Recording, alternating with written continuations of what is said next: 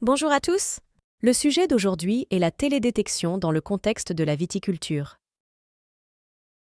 Dans cette leçon, nous allons explorer la télédétection, des technologies conçues pour acquérir des informations sur un objet ou une zone sans contact physique.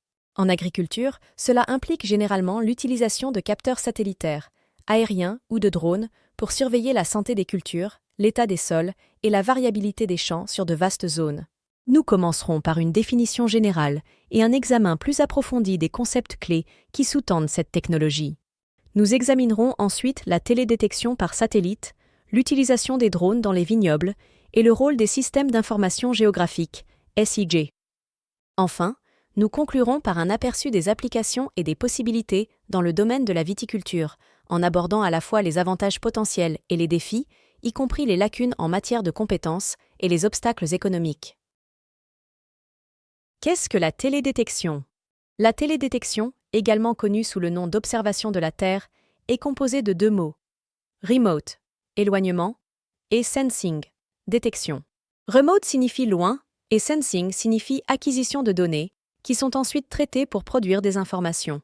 Selon la définition de l'ESA, la télédétection s'appuie sur les ondes électromagnétiques émises ou réfléchies par la surface de la Terre pour collecter des données utilisées dans la surveillance de l'environnement et la gestion des ressources naturelles. Les satellites d'observation de la Terre transportent des capteurs qui capturent ces informations depuis l'espace, fournissant ainsi un aperçu de l'utilisation des terres et des conditions de surface. Pour bien comprendre la télédétection, il faut parler de rayonnement électromagnétique. Il s'agit d'ondes énergétiques qui se déplacent dans l'espace à la vitesse de la lumière. Ces ondes sont caractérisées par deux paramètres principaux, la fréquence, le nombre de cycles d'ondes par seconde, et l'énergie, qui augmente avec la fréquence. En télédétection, différentes parties du spectre électromagnétique, telles que la lumière visible, l'infrarouge et les micro-ondes, sont utilisées pour détecter diverses caractéristiques de la surface, en fonction de la façon dont ces longueurs d'onde interagissent avec la surface de la Terre. Il existe différents types de rayonnement: réflexion, fluorescence et émission. La réflectance est la quantité relative de rayonnement réfléchi par une feuille. La fluorescence est la quantité de rayonnement émise après absorption du rayonnement. Enfin, l'émission est la quantité de rayonnement activement émise par l'objet. La réflectance indique la santé de la plante. En fait, les plantes réfléchissent la lumière différemment selon la longueur d'onde. Les plantes saines réfléchissent non fortement la lumière proche infrarouge, NIR, et absorbent la lumière rouge visible grâce à la chlorophylle. Les capteurs multispectraux sont utilisés pour capturer la réflectance dans différentes bandes, par exemple rouge, proche infrarouge, vert, afin de calculer des indices tels que le NDVI, Normalized Difference Vegetation Index, indice de végétation par différence normalisée. Les modifications de la réflectance permettent de détecter le stress, les maladies ou les carences en nutriments avant que les symptômes ne soient non visibles. Par exemple, l'érosion modifie le comportement de la réflectance. Le stress hydrique ou les attaques de ravageurs entraînent souvent une augmentation de la réflectance visible et une réduction de la réflectance proche infrarouge. Chaque plante réfléchit et absorbe la lumière différemment dans le spectre électromagnétique, formant une signature spectrale distincte en fonction de sa santé, de sa structure et de son espèce. C'est ce que l'on appelle la signature spectrale, qui représente une empreinte lumineuse unique. La signature spectrale est utilisée pour identifier l'état des vignes, détection des maladies, par exemple, et permettre la classification des cultures. Les capteurs peuvent ainsi distinguer les vignes des mauvaises herbes, du sol nu ou des cultures de couverture. Le NDVI quantifie la vigueur des plantes en comparant la quantité de lumière rouge absorbée et la quantité de lumière proche infrarouge, NIR, réfléchie par le couvert végétal. Les plantes saines et photosynthétiquement actives présentent des valeurs élevées en raison d'une plus grande quantité de chlorophylle et d'une plus forte réflexion dans le proche infrarouge. Le NDVI peut être calculé à partir de satellites, de drones et de capteurs portables, ce qui permet une surveillance à la fois à grande échelle et spécifique à un site. D'autres indices de végétation par réflectance du couvert végétal sont couramment utilisés: NDRE, GNDVI, RVI, etc. La fenêtre atmosphérique est un autre concept clé. Le bilan énergétique de la Terre décrit les différents types et quantités d'énergie qui entrent et sortent du système terrestre. Il comprend les deux composantes radiatives, lumière et chaleur. La quantité d'énergie qui entre est la même que celle qui sort, par réflexion de la lumière solaire et par émission de rayonnement infrarouge. Les endroits où l'énergie passe sont appelés fenêtres atmosphériques. La télédétection utilise ces fenêtres pour observer de près la surface et l'atmosphère de la Terre. Les capteurs à distance peuvent être classés en capteurs passifs et actifs. Les capteurs passifs détectent les signaux existants, tandis que les capteurs actifs émettent activement de l'énergie pour stimuler une réponse, comme le montre l'image. La télédétection passive est choisie pour sa facilité d'utilisation et son rapport coût-efficacité. Elle est excellente pour les indices de végétation et facile à monter sur des drones et des satellites. En ce qui concerne les applications, elle est la meilleure pour la surveillance de la santé des cultures, l'estimation de l'humidité du sol et la détection du stress des maladies. En revanche, ses performances dépendent de la lumière du soleil, utilisation diurne uniquement, et sont affectées par les nuages et les ombres. Elle renvoie moins de détails structurels. La détection active est indépendante des conditions de luminosité. Elle fonctionne de jour comme de nuit et pénètre les nuages, la poussière et même une partie du couvert végétal. Elle peut fournir une structure en 3D, hauteur de la canopée, modèle de terrain. Par rapport au capteur passif, elle est plus étendue, plus complexe et plus lourde. Il est si plus difficile de l'installer sur de petits véhicules aériens et il nécessite plus d'énergie et d'étalonnage. La détection active est la meilleure solution pour la modélisation de la hauteur de la canopée des vignobles, la cartographie du terrain pour le drainage, l'estimation de la biomasse et les mesures de volume. Pourquoi la télédétection en viticulture? Elle permet d'optimiser l'utilisation des intrants et d'obtenir de meilleurs résultats. En outre, elle répond aux défis mondiaux de l'agriculture et fournit des informations en temps réel pour des décisions de précision. La télédétection par satellite est un premier exemple de mise en œuvre de la télédétection. Cette technologie utilise deux plateformes satellitaires principales, Landsat et Copernicus. Le programme Landsat est la plus ancienne mission d'observation de la Terre au monde, lancée en 1972 et toujours active aujourd'hui. Il fournit des images satellites gratuites et en libre accès utilisées pour l'agriculture, la sylviculture, les ressources en eau et l'utilisation des sols. Il capture des données multispectrales avec une résolution spatiale moyenne, 30 mètres, idéale pour la surveillance de vastes zones dans le temps, et soutient l'analyse des changements à long terme avec plus de 50 ans de données cohérentes. Le programme Copernicus est le programme phare d'observation de la Terre en Europe, dirigé par la Commission européenne et l'ESA, qui fournit des données gratuites et en libre accès. Il utilise une flotte de satellites Sentinel, Sentinel 1 à Sentinel 6, chacun spécialisé dans la surveillance de différents systèmes terrestres, terre, océan, atmosphère. Il fournit des images fréquentes à haute résolution, jusqu'à tous les 5 jours, pour l'agriculture, la sylviculture, le climat et les interventions en cas de catastrophe. Il soutient l'agriculture de précision grâce à des données détaillées sur la santé de la végétation, l'humidité du sol, les changements d'occupation du sol et la surveillance des cultures. D'autres fournisseurs de services de télédétection par satellite sont présentés dans les diapositives suivantes. SAIS. Planet exploite la plus grande flotte de satellites d'imagerie de la Terre au monde, fournissant quotidiennement des images à haute résolution qui permettent une surveillance en temps quasi réel. RapidEye est une constellation de 5 satellites artificiels pour la télédétection de la surface de la Terre. Les 5 satellites ont le même type de capteur et donc la même résolution spatiale de 5 mètres. Digital Globe, avec les WorldView 3 et 4, offre une résolution spatiale allant jusqu'à 0,5 mètres. SPOT est un système commercial de satellites optiques d'observation de la Terre à haute résolution opérant depuis l'espace. Hexagon Geosystems propose des images d'une résolution de 30 cm aux États-Unis et dans l'UE et de 15 cm dans les villes américaines. WorldView 1 est un satellite commercial d'observation de la Terre appartenant à Digital Globe. WorldView 1 a été lancé le 18 septembre 2007, suivi par WorldView 2 en 2009. Pléiade est composé de 2 satellites optiques d'imagerie de la Terre à très haute résolution. Pléiade 1A et Pléiade 1B assurent la couverture de la surface de la Terre avec un cycle de répétition de 26 jours.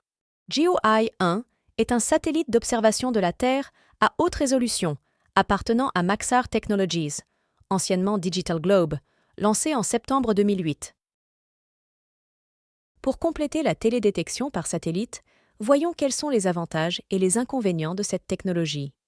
Les principaux avantages sont les suivants. La fiabilité et la technologie éprouvée. Elle est utilisée avec succès depuis des décennies pour la surveillance de l'environnement et l'agriculture. Il couvre efficacement de vastes zones, idéal pour surveiller de vastes régions agricoles avec des données cohérentes. Haute qualité d'image, facilite le traitement et l'interprétation, en particulier pour les évaluations standardisées. Accès à des images à très haute résolution, disponible par le biais de satellites spécifiques pour une analyse détaillée. Technologie rentable, particulièrement lors de l'utilisation de sources de données publiques, par exemple Copernicus, adaptées aux coopératives et aux services standardisés de conseil. Passons aux défis auxquels la télédétection par satellite est confrontée. Dépendance à l'égard des conditions météorologiques. La couverture nuageuse limite l'utilisation des satellites optiques, un problème courant dans de nombreuses régions d'Europe. Le temps de latence des données. Certains systèmes ont besoin de plusieurs jours pour fournir des images traitées. Nécessité d'une vérification au sol. L'imagerie satellitaire doit être validée par des données sur le terrain pour garantir une interprétation précise. Elle n'offre pas de détails. Elle manque souvent de résolution pour détecter les problèmes à petite échelle dans les parcelles ou les rangs de vignes. Ce n'est pas le meilleur outil pour les petites surfaces. Les données satellitaires sont moins efficaces dans les champs fragmentés ou de petite taille en raison de leur résolution spatiale limitée. Le prochain sujet est l'utilisation des drones dans la gestion des vignobles. Pourquoi est-ce important? Les véhicules aériens sans pilote, communément appelés drones, transforment la manière dont les vignobles sont surveillés et gérés, offrant une vue d'ensemble de l'état des cultures, du terrain et de la santé des vignes, le tout en temps réel et avec une grande précision. En survolant les vignobles et en recueillant des données visuelles et multispectrales, les drones aident les viticulteurs à prendre des décisions plus rapides, plus intelligentes et plus durables, améliorant ainsi la qualité et l'efficacité. La technologie des drones étant de plus en plus accessible, même les vignobles de petite et moyenne taille commencent à l'adopter dans le cadre de leur stratégie de viticulture de précision. Les drones peuvent être classés en fonction de leurs différentes cellules, le châssis. Il en existe 3 types principaux: les ailes fixes, les ailes rotatives et les ailes hybrides. Les ailes fixes sont choisies pour la couverture de longues distances, le vol économe en énergie, l'endurance élevée, temps de vol plus long, la vitesse de vol plus rapide et les altitudes plus élevées. Cependant, elles ont un coût initial plus élevé, nécessitent un pilote qualifié et une piste pour le décollage et l'atterrissage. Ils offrent moins de protection pour la caméra embarquée et ne peuvent pas rester en vol stationnaire. L'autre type d'appareil est l'aile rotative. Elles sont faciles à manœuvrer dans les petits vignobles, plus abordables pour la plupart des utilisateurs et peuvent rester en vol stationnaire pour l'imagerie rapprochée. Elles permettent un décollage et un atterrissage verticaux, n'importe où, et sont plus faciles à utiliser, même pour les débutants.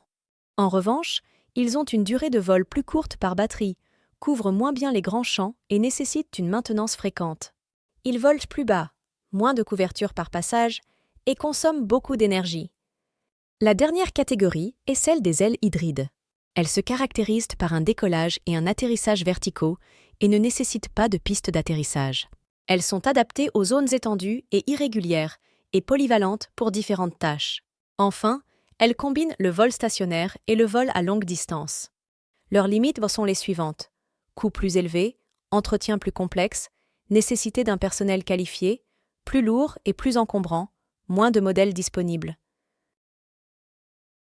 Si l'on prend un peu de recul, l'utilisation de drones dans la viticulture permet d'obtenir des images de haute résolution adaptées à l'échelle du vignoble, un déploiement souple et rapide, idéal pour une surveillance ponctuelle, l'accès à des zones difficiles d'accès, pentes, terrasses, un soutien aux décisions de viticulture de précision, par exemple l'irrigation, la lutte contre les parasites, et une surveillance fréquente tout au long de la saison de croissance.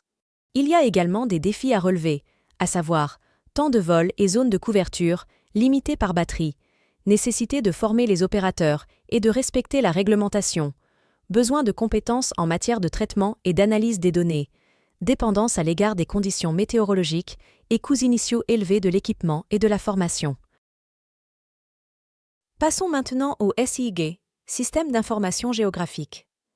La définition d'un SIG est un outil numérique qui capture, stocke, analyse et visualise des données spatiales ou géographiques, aidant ainsi les agriculteurs à prendre des décisions éclairées en fonction de leur localisation. Il existe de nombreux logiciels SIG, tels que QGIS et ArcGIS, d'Esri. Dans le secteur de la viticulture, le SIG joue un rôle important dans cartographier les vignobles et les limites des champs, l'analyse de la variabilité du sol et du terrain, suivi de la santé et de la productivité des plantes au fil du temps, planification des applications à taux variable, par exemple engrais, intégrer les données des drones et des satellites aux observations au sol.